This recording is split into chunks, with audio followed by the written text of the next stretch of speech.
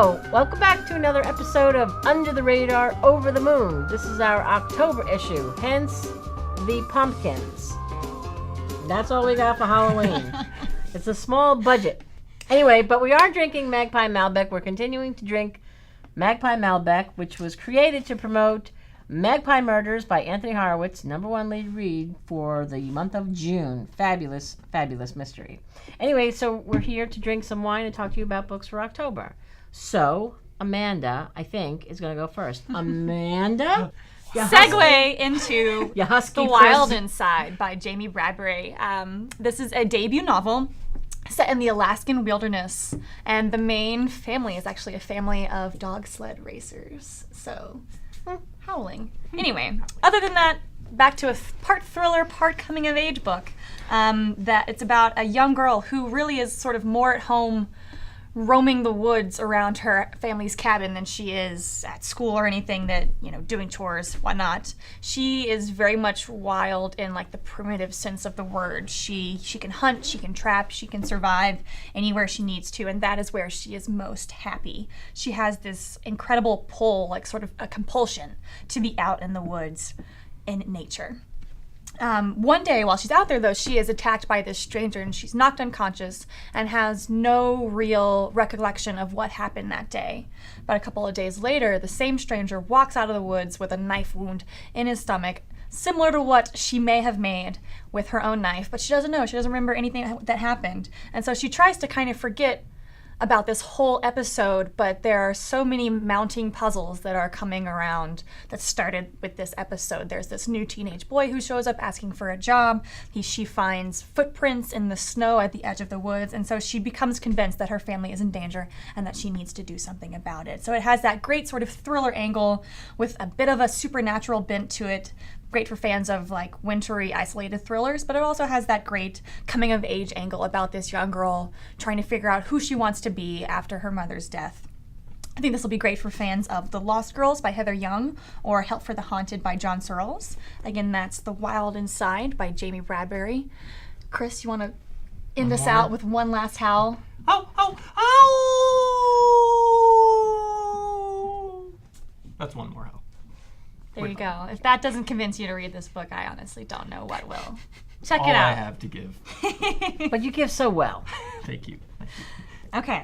Who wants to go after I that? have a howl-worthy book. More like a cat call. I wish I could whistle right now. now. Yeah, I can't whistle. The House of Impossible Beauties by Joseph Cassara. This goes on sale in February. This is a debut, and it follows this group of gay and transgendered club kids who are sort of navigating their way through the Harlem ball scene in New York in the 80s and the 90s. So it was inspired by the Real House of Extravaganza, which came to light in that documentary Paris is Burning. I loved the book, but I found it sad. It brought back some memories from the 80s in New York City. But that, I think, only speaks to the power of this writer. He really knows what he's talking about. He has entrenched himself in this world, and it is so authentic and true. But I just found it so powerful. You meet this kid, the 17-year-old kid named Angel.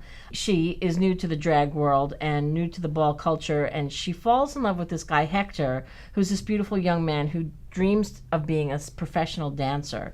And they decide to form the House of Extravaganza, which is this first ever all-Latino house in the Harlem ball circuit. But Hector dies of AIDS, and so Angel is left to tend to the house. And so it's this story of, it's so good. It's a story of these other people who are in the house, these other characters. Angel is the mother of the house, and she recruits these other kids who are trying to find their own family, their own place in the world, their own way to belong in a world that doesn't want to know anything about them. They are repulsed by this, and it's so beautiful. And the as I say, the author does something very interesting. He kind of dips into the vernacular, and you are brought even further into the authenticity of their their conversations and where they're coming from and their background,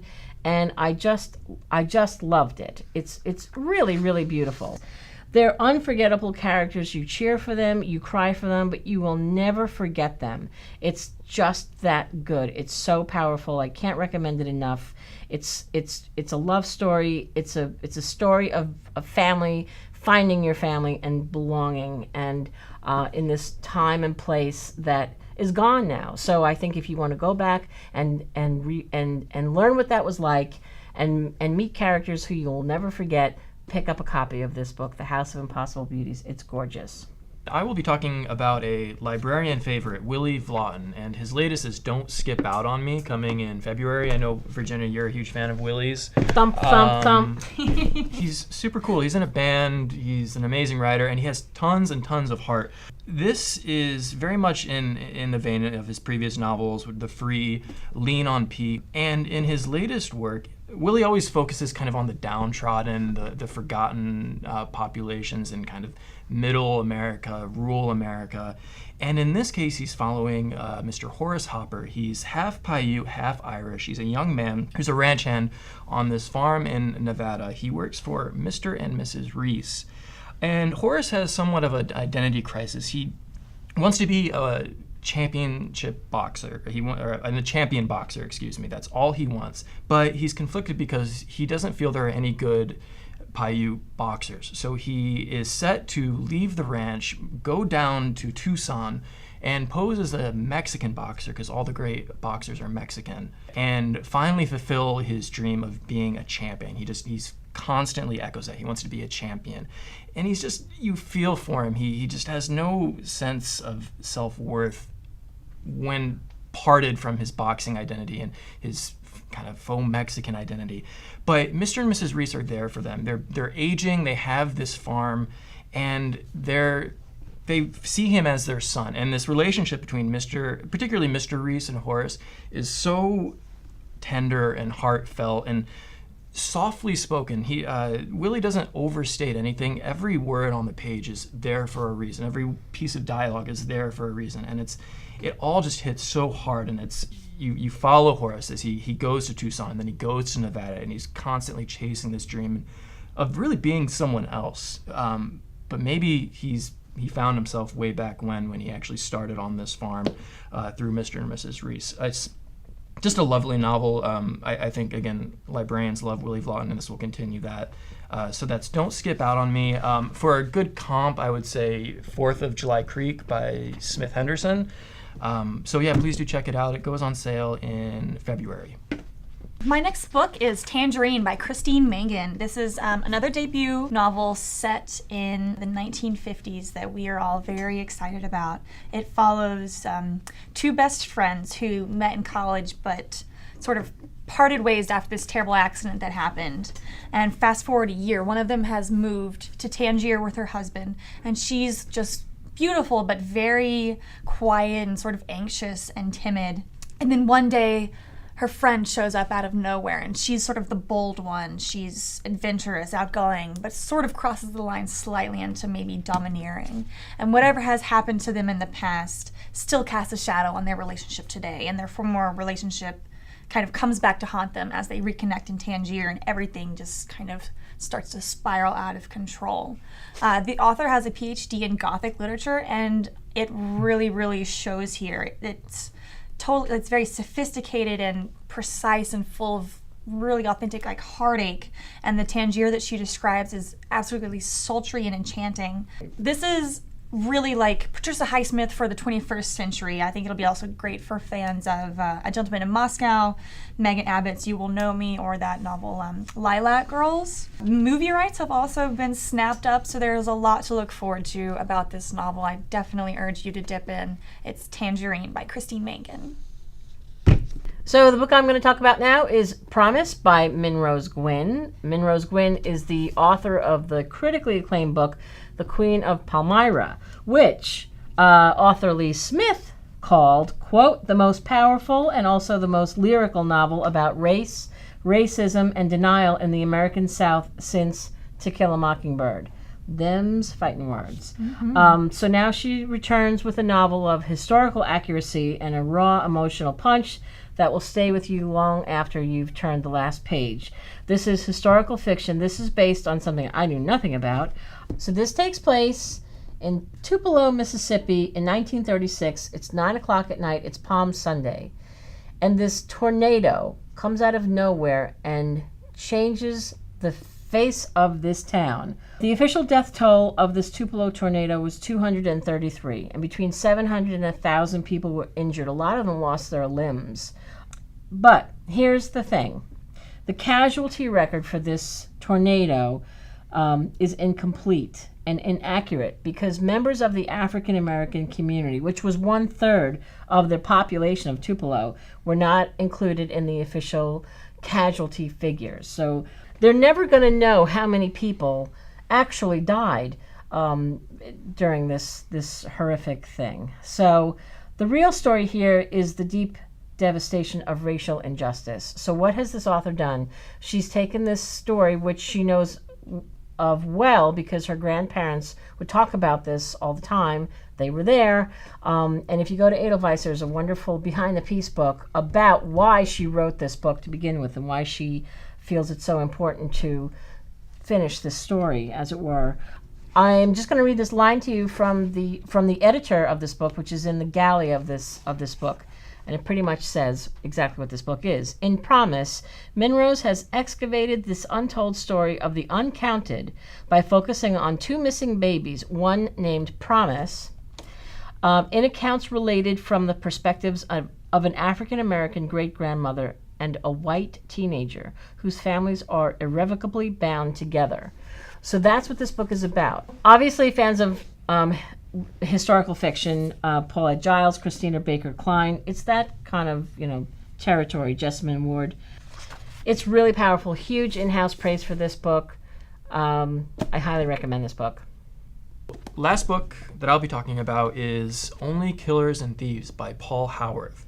This is our lead read pick for winter 2018. So it takes place in the Australian outback in the 1880s, but it could essentially be a Western. I mean, that's definitely the feel for this novel. And it centers on this family of farmers, a husband, wife, 2 sons, and a young daughter. It starts one hot afternoon where Tommy, the younger of the two, and then Billy, the 2 brothers, go off to the local watering hole to cool off, and they come back later that day and find their family massacred, essentially. It's a horrific scene, and they, in their haste, go to their neighbor, John Sullivan, who is a very wealthy, oddly successful farmer given the drought and whatnot. But John is willing to help them, and they are seeking revenge. They suspect that a farmhand, this Aborigine young man, is responsible. The Aborigine man was let go, and they feel he must have had some sort of revenge scheme in mind and took out their family.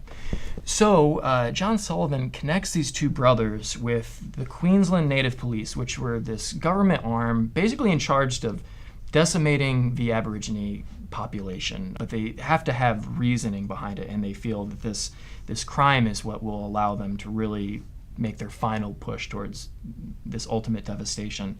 These 2 brothers go on this quest to essentially find this Aborigine tribe that they suspect slaughtered their family. But not everything is as it seems. And it's a very hard-hitting novel. I mean, Tommy, the younger of the 2, is kind of the moral center. He's not innocent as they go along on this quest, but he sees things through at least a moralistic eye. And there's just such perspective here. It's oddly timely, of course, with race, class, and kind of the idea of masculinity as they try to prove their worth and seek their revenge. That's Only Killers and Thieves, a lead read pick for winter 2018. And as we were discussing, we have excellent taste because all of the majority of these titles were on the shortlist for the lead read for various seasons. So we have Only Killers and Thieves. And Tangerine. And from a month ago, Virginia spoke about This Could Hurt. So these are all our lead read picks. so lead read, long list, short list, or no list. We hope that you enjoy the books that we are talking about. And we can't wait to hear from you. So let us know if you love these books as much as we do. And have a great Halloween. Don't eat too much candy.